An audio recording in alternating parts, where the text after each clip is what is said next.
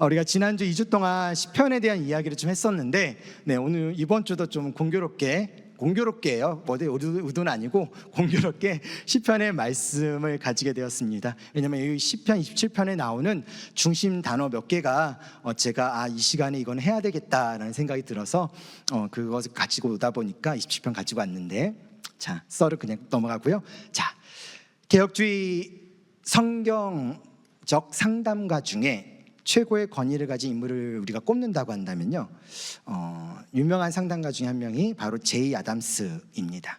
이분의 책을 아마 여러분들 접하신 분들도 있겠지만 또 접하지 않으신 분들도 있을 거예요. 정말 다양한 수많은 책들, 가정과 또 자녀와 또 어떤 여러 가지 부분들, 내면의 부분들, 상담적인 여러 가지 부분들을 많이 쓰셨는데 찾아서 읽으시면 많은 도움이 되시긴 할 겁니다. 자, 제이 아담스의 이론 중에 핵심 중에 하나인 어떤 이론이 있냐면 직면이라는 게 있어요. 직면. 겉면적 상담이라는 표현을 우리가 좀 자주 쓰는 부분이긴 한데, 자신의 죄를 직면하면, 그러니까 인지하고 회개하게 하고 돌이키게 하는 것이 목적, 그것이 직면이 가지고 있는 목적이에요. 왜냐하면 이제 제이 아담스는 일반적 상담가이기보다는 교회, 기독교적인 상담의 어떤 툴을 안에서 움직이고 있기 때문에 그렇습니다.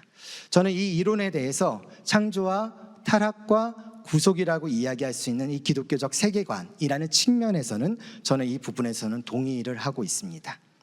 이 말은 뭐냐면 동의하지 않는 부분들도 분명하게 있다는 거죠. 자, 그 얘기를 조금 하려고 하는데요, 우리가 구원에 있어서 죄를 자각하고 인정하는 것은 중요한 단계이죠. 너무나 중요한 단계입니다.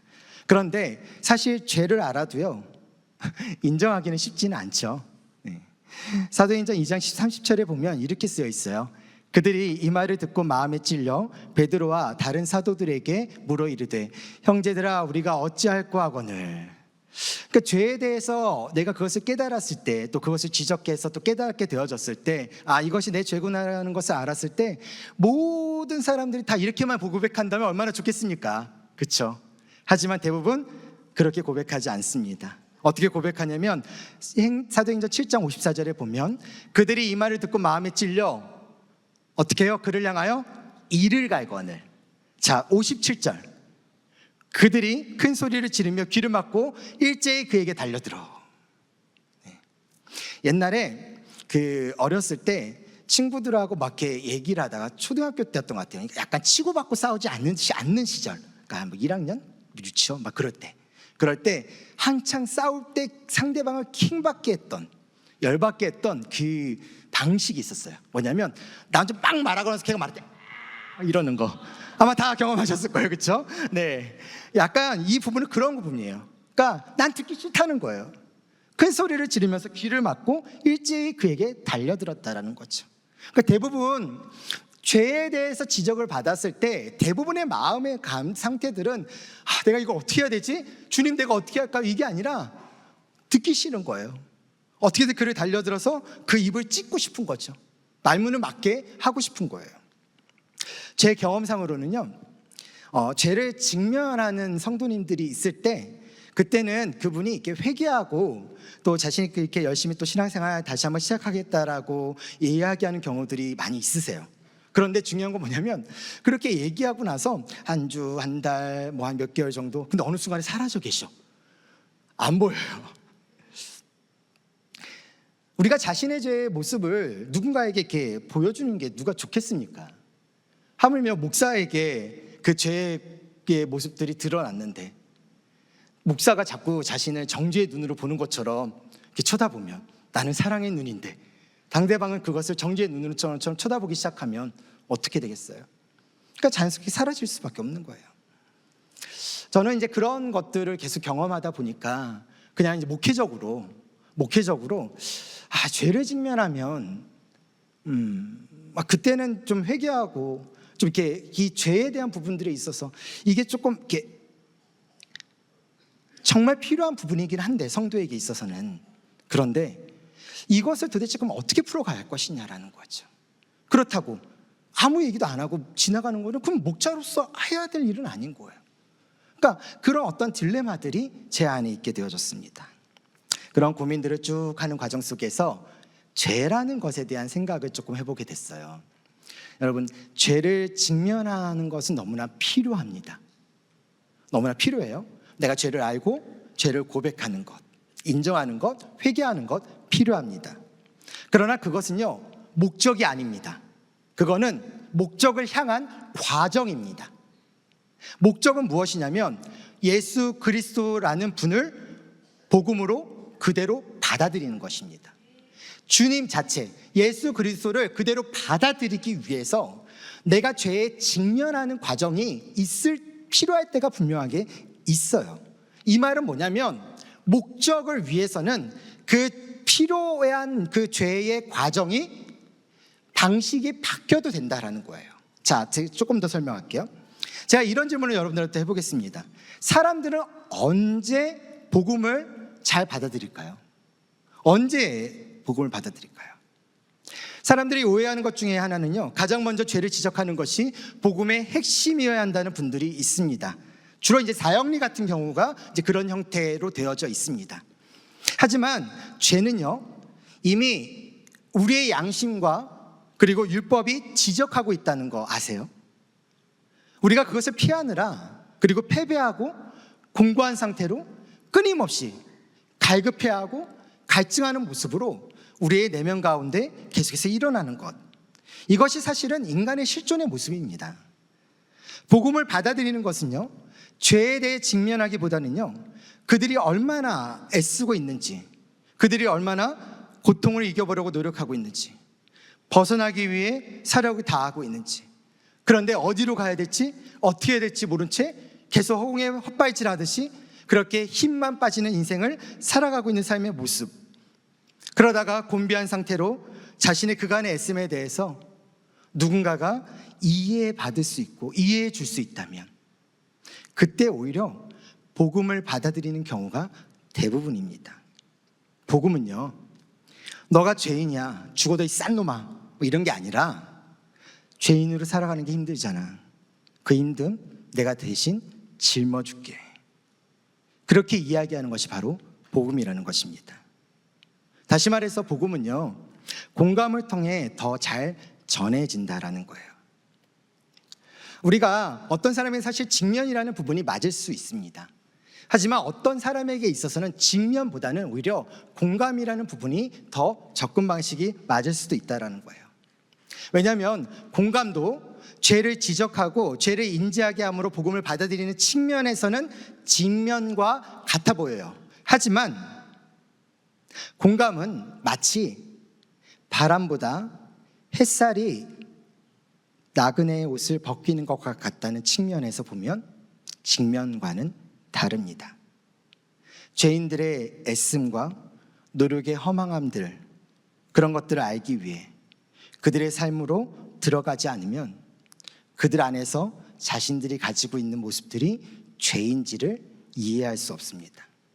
결국에는 그것은 우리 예수 그리스도께서 이 땅에 인카네이션 하신, 성육신 하신, 인간의 몸으로 오셔서 인간의 몸을 통해서 인간의 연약함과 인간의 죄악된 모습과 인간의 죄가 결국에는 어떻게 징벌을 받게 되어지는지에 대한 모든 것들을 그 십자가의 죽으심과 부활을 통해서 우리에게 가르쳐 주려고 하셨던 것처럼 그리스도의 복음은 오히려 죄의 직면의 방식도 있으나 오히려 죄의 공감의 방식도 있다는 것을 꼭 기억하셨으면 좋겠습니다.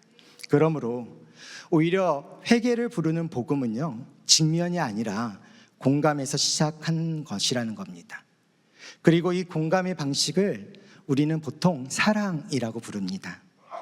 사랑의 장고가 충분할 때는 사실 책망도 효력이 있는 거겠죠. 오늘 저녁 공감하시는 주님이 베푸신 복음으로 울서연의 영혼이 충만할 수 있기를 주의 이름으로 축복합니다. 자, 서론이 좀 길긴 했는데요. 자, 서론을 길게 한 이유는요, 오늘 설교 제목 때문에 그렇습니다. 내일도 도망갈 길은 없다. 네, 절망적이죠. 자, 우리가 사는 세상은요, 사실 하나님의 창조 방식대로 진행되고 있지는 않습니다.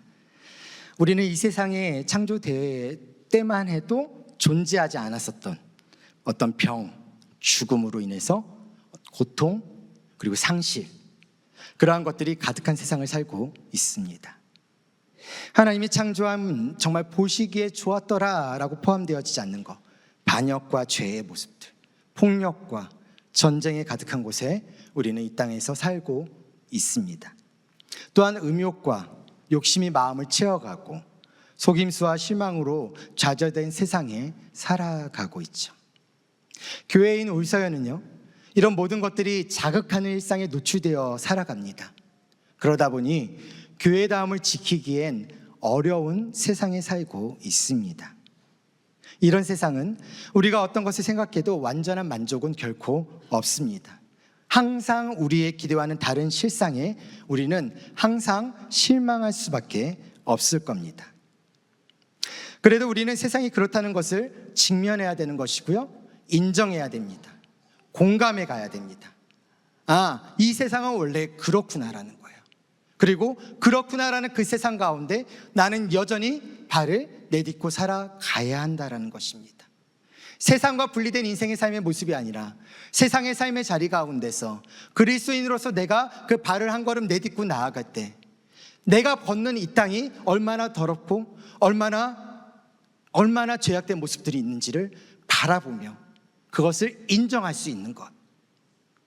우리가 그것을 인정하지 못한다면 우리는 하나님이라는 공간 안에서 하나님과 동행하며 하나님과 함께하고 있는 것에 대한 그 하늘에서의 모습에 대한 상상만 가지고 이 땅을 살아갈 수밖에 없게 돼요. 그러면 그렇게 되어지면 어떻게 됩니까? 현실적으로 얘기해서 우리의 삶은 결코 하늘과 그 땅에 이어져 갈 수 있는 어떠한 것도 할 수 없이 우리는 항상 좌절하고 그리고 절망하고 그리고 쓰러져 있는 상태로 있게 되어진다는 것입니다. 그러나 내가 서 있는, 내가 밟고 있는 이 자리, 이곳의 모습과 이곳의 상태가 어떠함을 우리가 안다면, 그리고 내가 왜 이 땅에 그것을 밟고 디딛고 나아가야 되는지를 알고 있다면, 아무리 나를 넘어뜨리게 하고 내 기대와 내가 소망하는 것에 그 모든 것들을 다 나를 실망하는 모습으로 나타난다 할지라도 그럼에도 불구하고 나는 내일을 또다시 그 길로 걸어 갈 수 있는 힘을 얻는다라는 것입니다. 그래서 그것이 우리의 삶에서 그리스도인의 삶의 모습으로 살아내야 될 삶의 방향성이라는 거죠. 하나님은 우리가 그런 세상 속에서 잘 준비되어서 서로 돕고 사역하기를 원하고 계십니다. 왜냐하면 이미 도래한, 하지만 그러나 아직 임하지 않은 이 하나님 나라가 회복될 그 날을 우리는 고대하며 사는 것을 원하고 계시기 때문입니다. 현재 세상의 상태는요, 구원을 기다리며 신음하고 있는 상태라고 볼 수 있습니다. 로마서 8장 19절에서 23절, 좀 긴데요. 피조물이 고대하는 바는 하나님의 아들들이 나타나는 것이니 피조물이 허무한 데 굴복하는 것은 자기 뜻이 아니요 오직 굴복하게 하시는 이로 말미암음이라. 그 바라는 것은 피조물도 누가 바란다고요? 피조물이 바래요. 썩어짐의 종노릇한 데서 뭐하고 싶다고요? 해방되어 하나님의 자녀들의 영광의 자유에 이르는 것이라는 거예요. 피조물이 다 이제까지 함께 탄식하며 함께 고통을 겪고 있는 것을 우리가 아느니라. 그뿐 아니라 또한 우리 곧 성령의 처음 익은 열매를 받은 우리까지도 속으로 탄식하여 양자 될 것 곧 우리 몸의 속량을 기다리느니라. 이 세상은 하나님의 사람들을 기다리고 있습니다. 회복된 하나님의 사람들을 통해서 이 세상은 그 회복된 하나님의 사람들을 따라가기를 원하고 계신다라는 겁니다. 그것이 바로 이 로마서에서 말씀하고 있는 거죠. 사랑하는 성도 가족 여러분, 내일도 도망갈 길이 없다는 이 말은요, 내일도 그런 세상에서 살아가야 한다는 말씀을 드립니다. 그러나 어려움 속에서도 하나님은요, 우리를 홀로 두지 않으시라는 것도 말씀을 드립니다. 우리가 풍랑 속에 있더라도 하나님은 자신을 내어주셔서 안전하게 지켜주실 것입니다. 하나님은 도망갈 길이 없는 우리와 함께 걸으실 것입니다. 시편 27편 5절 말씀 함께 읽겠습니다. 시작. 여호와께서 환난 날에 나를 그의 조막 속에 비밀히 지키시고 그의 장막 은밀한 곳에 나를 숨기시며 높은 바위에 두시리로다. 저는 27편의 말씀에서 이 말씀의 중심을 가지고 좀 오늘 말씀을 좀 나누고 싶은데요, 저는 오늘 이 시편 27편을 좀 묵상하면서 내일도 도망갈 길이 없는 우리들에게 하나님이 위로하고 계신다라는 생각을 하게 되었습니다. 인간이 해결할 수 없는 그 막막함을요, 공감하신다는 그 생각을 한 건데요, 그걸 좀 나누고 싶습니다. 시편 27편에 이 시를 쓰게 된 배경을 보면은요, 다윗이 사울 왕으로부터 죽음의 위협을 피해 도망치던 때라고도 말하기도 하고요, 또 아니면 아들 압살롬의 반역으로 인해서 도망칠 때라고도 합니다. 어떤 상황이든 간에 배경은 달라도 공통점은 뭐냐면요, 어느 누구도 원치 않는 상황을 지금 다윗은 겪고 있습니다. 그런데 그 다윗은 그 상황을 겪고 있는 상황에서 믿음과 확신의 고백을 지금 하고 있는 것이 27편의 말씀이죠.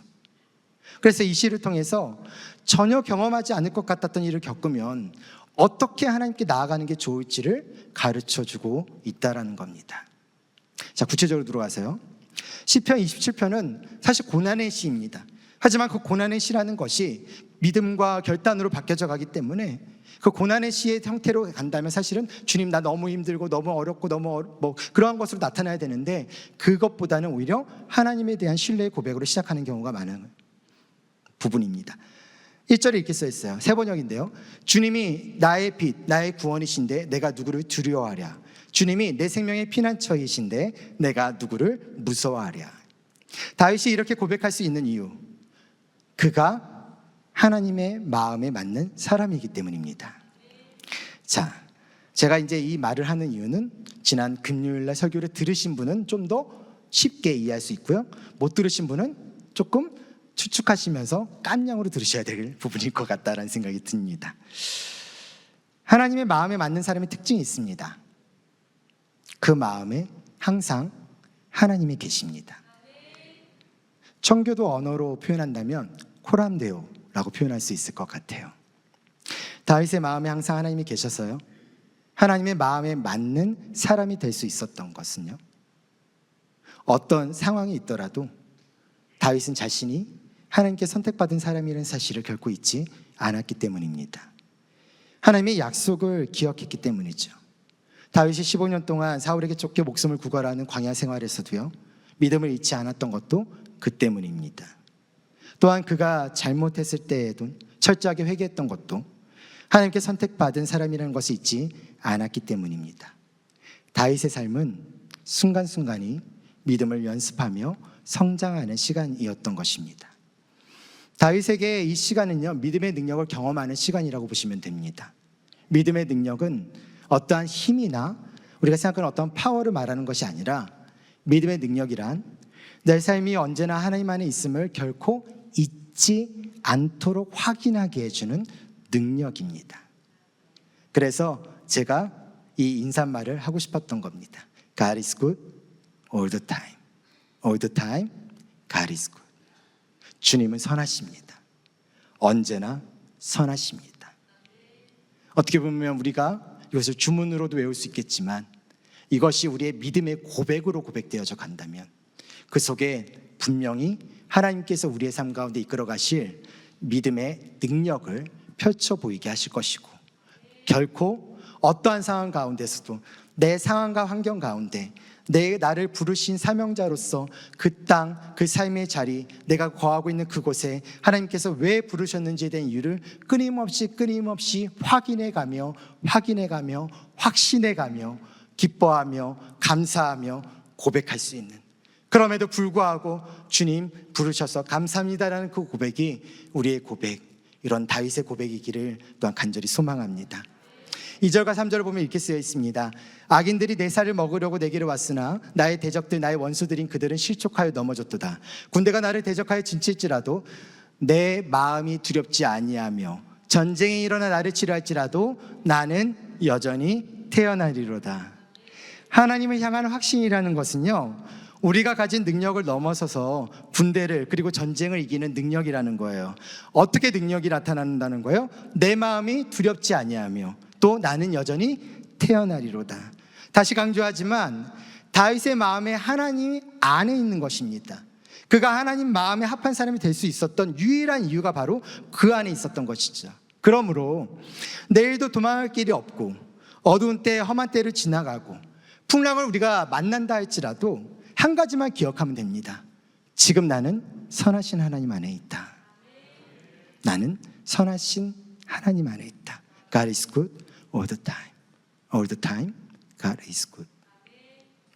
그래서 제가 이렇게 좀 기도했으면 좋겠다는 생각을 했어요. 주님, 우리 가족 울서연이가 내일도 도망갈 길이 없더라도 나는 여전히 선하신 하나님 안에 있음을 기억하게 하여 주시옵소서. 어떤 상황이든 나는 여전히 선하신 하나님 안에 있다는 이 기억이 있다면 우리는 하나님 안에 있는 자기 자신을 확인할 수 있을 것입니다. 한 걸음 더 나아가서 만약 갑자기 닥쳐온 환난 날에 왜 이 일이 나에게 일어난 건지, 아니면 하나님이 진짜라면 나에게 이런 일이 일어나면 안 되는 건 아닐까라는 질문에 갇혀버려가지고 내가 어떻게든 하려고 한다면, 아니면 내 능력으로 인생의 시련을 넘기려고 고군분투해야 한다면, 그리고 신이라는 분을 만족시키기 위해 종교적 경건한 삶을 실천하려고 한다면, 그것은요 여타 종교인의 모습과 다를 바가 없습니다.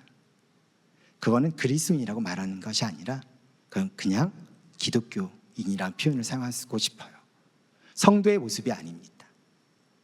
우리의 삶, 성도라는 삶은요 언제나 어떤 상황이든지, 믿음은 주변 상황에 따라 좌우되어지는 것이 아니고요, 단지 그 상황 가운데 내 마음에 무엇이 있느냐를 바라보고 그것을 붙잡는 것이 진짜 믿음으로 가느냐 가짜 믿음으로 가느냐의 차이가 됩니다. 아까도 말했듯이 우리가 살아갈 세상은요 믿음으로 살아가기에 최적의 장소와 시간은 아닙니다. 다윗과 같은 큰 고난이 아니더라도요, 일상 가운데 찾아오는 수많은 고난과 유혹 때문에 오히려 믿음을 연습하기에 버거운 광야일 수도 있습니다. 이 세상을 믿음으로 살기엔 우리 주변에 참된 것, 경건한 것, 옳은 것, 정결한 것들 없습니다. 오히려 빠르게 변하는 세상에 예측할 수 없는 상황들이 광풍같이 들이닥치는 경우가 더 많죠. 그러나 상황보다 더 중요한 것은요, 우리가 하나님 안에 있느냐는 것입니다. 우리 하나님은 성도의 아픔이나 어려움의 방관자가 아니라 곁에서 이겨내도록 격려하고 위로하시고 공감하시는 분이십니다. 하나님은 나를 공감해주는 친구입니다. 복음은 공감에서부터 시작한다고 말씀드렸습니다. 복음은 환난 날에 상황이 나를 가두더라도 상황을 뛰어넘는 하나님의 능력을 경험하게 하고 믿음의 확신을 줍니다. 그리고 그때 비로소 내가 하나님 안에 있다는 믿음을 확인하게 되니까 하나님과 나와의 관계가 어떻게 돼요? 이전보다 더 다른 모습으로 달라지게 되겠죠. 또 달라진 나의 모습을 깨닫게 될 겁니다. 저는 이것을 한 단어로 뭐라고 표현하고 싶으면 친밀함이라고 표현하고 싶습니다. 하나님 안에 있게 되어졌을 때 얻을 수 있는 것, 그것은 바로 친밀함이라는 건데요. 자, 4절하고 5절의 말씀을 좀 볼게요. 내가 여호와께 바라는 한 가지 일, 그것을 구하리니 곧 내가 내 평생의 여호와의 집에 살면서 여호와의 아름다움을 바라보며 그의 성전에서 사모하는 그것이라. 여호와께서 환난 날에 나를 그의 초막 속에 비밀히 지키시고 그의 장막의 은밀한 곳에 나를 숨기시며 높은 바위 위에 두시리로다. 가르치고 높여 주시리로다 라는 번역으로도 표현할 수 있습니다. 자, 제가 읽었던 4절 다시 비춰주시고요. 4절 여기에 보면 색칠한 동사가 나오죠. 하나님 안에 여호와의 집에 뭐예요? 살면서 바라보며 사모하는 것. 부부가 결혼을 해서 한 집 안에서 살면서 서로를 바라보며 서로를 사모하게 되어졌을 때, 5절 환난 날에 지키고 숨기며 높여준다라는 거. 부부의 관계가 그렇겠죠. 그렇게 해서 서로 사모하며 친밀함이 만들어진다면 그 속에서부터는 어떠한 환난 날이 있더라도 서로를 지켜주고 숨겨주며 높여준다라는 거죠. 우리 하나님이 우리를 그렇게 만드실 것입니다. 친밀함은 우리가 살면서 바라보며 사모하면 생기는 겁니다. 그리고 그 친밀함은요, 환난 날에 나를 지켜주시는 것을 증거하게 되고 숨기시는 것을 경험하게 되고 나를 높여주는 그 능력을 나는 갖게 될 것입니다. 사랑하는 여러분, 하나님의 능력은 친밀함에서 오는 것입니다. 하나님의 임재를 한순간도 놓치지 않겠다라는 그 예민함, 그리고 그 예민함에서 나오는 친밀함이 곧 능력입니다. 친밀한 사람에게는요, 하나님의 능력이 쏟아집니다. 하나님과의 친밀한 관계, 그것이 열쇠가 되거든요. 하나님을 만나고 또 만나면서 만들어지게 되어지는 친밀함이 사실은 하나님 안에서의 전부입니다. 모세가 그랬잖아요. 신명기에서 보면 모세를 한마디로 이렇게 정의하는데요, 34절, 이 모세는 여호와께서 대면하여 아시던 자요, 모세는 여호와께서 만남으로 알던 자였다라는 거예요. 이게 모세가 가지고 있는 정의예요. 모세를 통해서 나타난 하나님의 모든 능력은 다 여기서부터예요. 페이스 투 페이스, 대면에서 얼굴을 만주하고 얼굴을 바라보고 그와 동행하며 그를 사모하며 그와 함께하는 그 시간들을 통해서 하나님의 능력은 온전하게 흘러가게 되어진다라는 것입니다. 다윗도 하나님과 친밀했겠죠. 그가 비록 큰 죄에 빠진 적이 있기는 했지만 누구보다 하나님과 친밀한 관계를 맺어왔습니다. 그런 다윗에게 그는 이렇게 고백할 수 있었던 것 같아요. 7절 8절인데요, 여호와여, 내가 소리내어 부르짖을 때 들으시고 또한 나를 긍휼히 여기사 응답하소서. 8절, 너희는 내 얼굴을 찾으라 하실 때 내가 마음으로 주께 말하되 여호와여, 내가 주의 얼굴을 찾으리이다. 주의 얼굴을 찾으시길 바랍니다. 주의 얼굴을 찾으셔서 찾고 끊임없이 찾았을 때 우리 안에 나타나는 그 친밀함을 통해서 나는 여전히 하나님 안에 있다는 것을, 선하신 하나님 안에 있다는 것을 우리가 확인하며 한 주간의 삶을 살아가는 우리 서연의 가족들 될 수 있기를 간절히 원합니다. 자, 그렇다면 왜 친밀함이 능력이 되는 것일까? 이유는 너무 쉬워요. 친밀함이 능력이 되는 이유는요, 딱 하나입니다. 어차피 사람은 할 수 있는 일이 없어요. 그냥 그것 때문이에요. 아무것도 바꿀 수 없습니다. 내일도 우리는 도망갈 길도 못 찾을 겁니다. 상황은 여전히 그럴 겁니다. 하지만 내가 친밀해 있는, 내가 찾아가고 내 얼굴과 얼굴을 마주하고 있는 그 하나님이 주관하시면, 하나님이 손을 대시면 바뀝니다. 하나님의 역사가 그곳에서 반드시 일어날 것입니다. 결국은요, 하나님이라는 그 주권자가 이 땅에 오셨을 때, 그 능력을 발휘할 때 결국에는 하나님이 친밀한 사람을 통해서 일하실 거란 말이죠. 그러면 그 친밀한 사람이 누가 됐으면 좋겠습니까? 저요. 그렇죠? 여러분 말고 저? 아니죠. 우리 울서연이 됐으면 좋겠죠. 예. 그럼 울서연이 되기를 간절히 소망합니다. 하나님의 주권자의 그 능력이 이 땅을 창조하시고 이 땅을 다스리시는 하나님의 그 능력이 반드시 하나님이 사람을 통해서 일하시기 때문에 친밀함이 능력일 수밖에 없는 이유인 것입니다. 그래서 저는 두 번째로 이렇게 기도하고 싶은데요, 주님, 우리 가족 울서연이가 내일도 도망갈 길이 없더라도 하나님과의 친밀함이 능력의 시작임을 기억하게 하옵소서. 자, 우리는 두 가지를 생각했어요. 내가 내일도 도망갈 길이 없으면 우리는 어떻게 해야 될지를 몰라요. 그때 내 안에 여전히 하나님이 계시지, 그리고 그 하나님 앞에 얼굴을 찾으면 그 친밀함을 통해서 하나님의 능력이 나를 통해서 흘러가겠지, 이 두 가지를 기억한다면 우리는 이 세상을 우리가 두려워야 될 세상이 아니라, 내일도 도망갈 길이 없는 세상으로 보는 것이 아니라 내일도 내가 살아낼 수 있는 곳으로 바라볼 수 있다는 것, 그 시선을 가지셨으면 좋겠습니다. 설교를 준비하면서 그런 생각을 해봤습니다.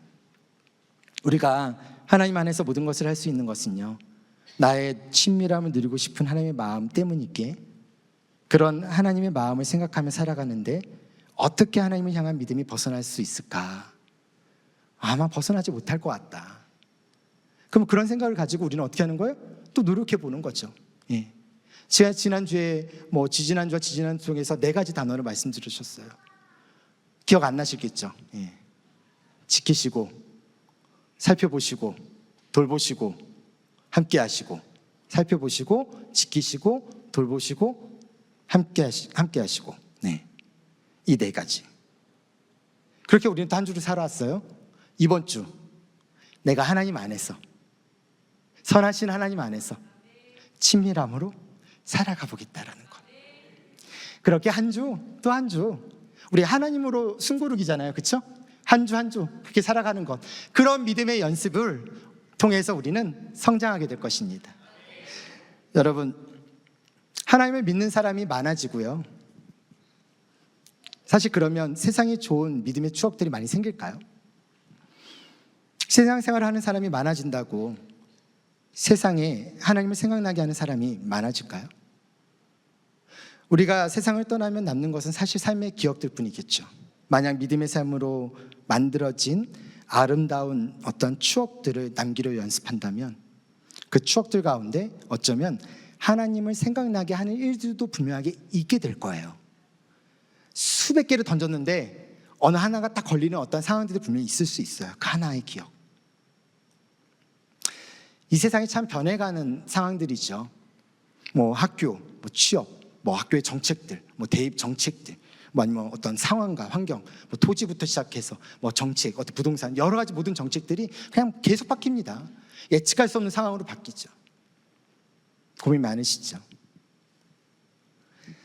변화하는 세상에서 그런 과정 가운데 있다 보니까 교회도 자꾸 변해야 된다라고 이야기를 합니다.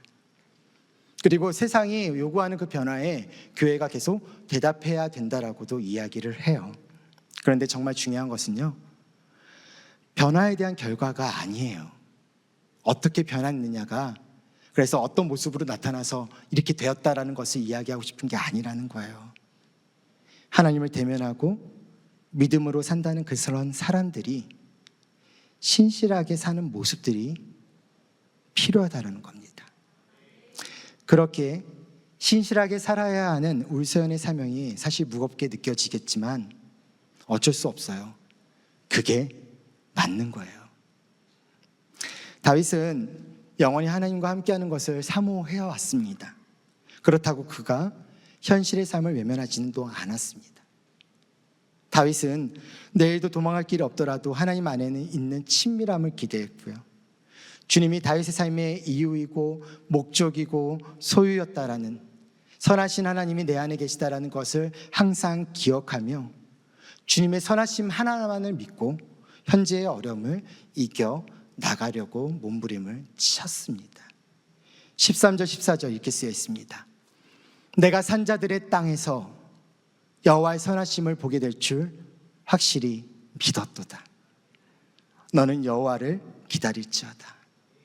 강하고 담대하며 여호와를 기다릴지어다. 내가 이렇게 표현할게요. 내가 내일도 도망갈 길이 아무것도 없는 그 땅에서 여호와의 선하심을 보게 될 줄 확실히 믿는다. 양용수야, 서연아, 여호와를 기다릴지어다. 강하고 담대하며 여호와를 기다릴지어다. 말씀을 맺습니다. 교회는 세상이 원하는 변화를 위해 존재하는 것이 아니고요, 신실한 믿음의 사람들로 인해 변화될 세상을 위해 존재하는 것입니다. 교회인 울서연도요, 내일도 도망갈 길이 없는 그곳에서 그럼에도 신실하게 살아가는 모습을 보여주시기 바랍니다. 세상은 그런 당신의 그 모습을 통해 믿음의 좋은 기억들이 남겨졌을 때 언젠간 그 세상은 하나님을 만나게 될 것입니다. 하나님은 하나님의 역사심을 드러내며 하나님의 사람으로 살아갈 당신을 내일 도망갈 길도 없는 그곳에서 기다리고 계실 겁니다. 자, 기다리시니까 어떻게 해야 됩니까? 가셔야 돼요. 네, 출근하시길 바라고, 또 여러분들에게 부르신 그 자리 가기 싫지만 가서 해야 할 만나야 돼, 감당해야 돼, 부딪혀야 돼. 상처가 나고 마음이 쓰라리고 넘어진다 할지라도, 그럼에도 불구하고 내 안에 여전히 선하신 하나님이 계시며 내가 그 하나님을 기다리며 그 하나님을 구할 때 나의 안에 그 친밀함으로 나타난 하나님의 능력이 온전하게 흘러가게 될 것이다 라는 그 믿음. 그래서 저는 오늘 말씀을 이렇게 한 문장으로 좀 정리하고 싶은데요, 같이 읽어볼까요? 시작. 선하심 하나님 안에서 친밀함을 누리며 믿음을 연습하는 울서연이 아름답습니다. 아름답습니다. 여전히 실패하고 돌아오는, 제가 예전에 그런 얘기 했던 것 같아요. 베드로가 실패하고 돌아오더라도 언젠가는 제가 옆에서 바비큐 파티를 하겠다라고. 올해는 못할 것 같습니다. 이 상황들 때문에 못할 것 같고 뭐 내년에나 고민하겠지만, 어쨌든 그 속에서 숯불을 피면서 기다리고 계시는 하나님, 그 예수님께서 그곳에서 그 베드로의 설명을 다시 회복시키시며 너로 하여금 이렇게 살아야 된다라고 얘기하셨던 것처럼 우리의 삶의 그 자리에 우리 주님이 숯불을 피고 계실 것입니다. 그때 제가 말씀드렸습니다. 교회 오지 말라고. 그때 실패하더라도 그냥 이때 올 때는 그냥 아무 상관 없이 오셔도 된다고. 그러나 여러분들, 실패하기 두려워서 교회에만 머물면 안 된다고, 우리의 삶의 자리 가운데 있어야 된다고 제가 아마 연초에 설교하는 과정 속에서 말씀을 드렸던 것 같은데요, 하나님의 선하심을 맛보아 알며 그 하나님의 마음을 읽어내는, 그렇게 그 아름다운 추억으로 사람들에게 복음을 전하며 나아갈 수 있는 우리 서연의 모든 가족들 될 수 있기를 간절히 소망합니다. 자, 우리 옆에 있는 분들하고 이렇게 격려합시다. 하나님 안에서 친밀함을 누리세요. 격려하겠습니다. 또 이렇게 격려했으면 좋겠어요. 믿음의 삶을 사는 당신이 아름답습니다. 네, 자, 우리 두 가지 기도 제목, 오늘 두 가지인데요, 두 가지 기도 제목 다시 한번 첫 번째 읽겠습니다. 시작. 주님, 우리 가족 울서연이가 내일도 도망갈 길이 없더라도 나는 여전히 선하신 하나님 안에 있음을 기억하게 하옵소서. 아멘. 두 번째, 주님, 우리 가족 울서연이가 내일도 도망갈 길이 없더라도 하나님과의 친밀함이 능력의 시작임을 기억하게 하옵소서. 아멘. 아멘.